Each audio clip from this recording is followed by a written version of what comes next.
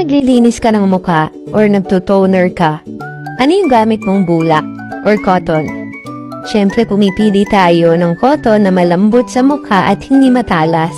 Merong mga bulak na may matatalas, Ayan, may matalas sa mukha.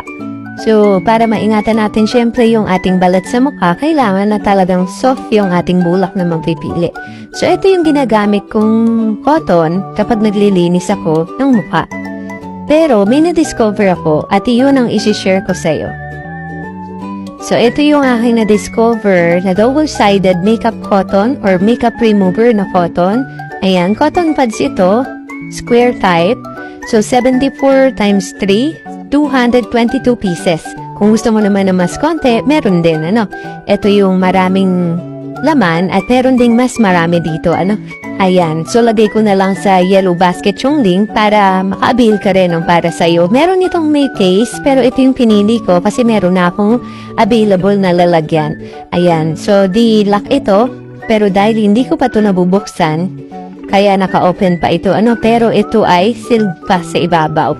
Yan. So for more details, visit Petconic at Petconic Zero. Thank you for watching.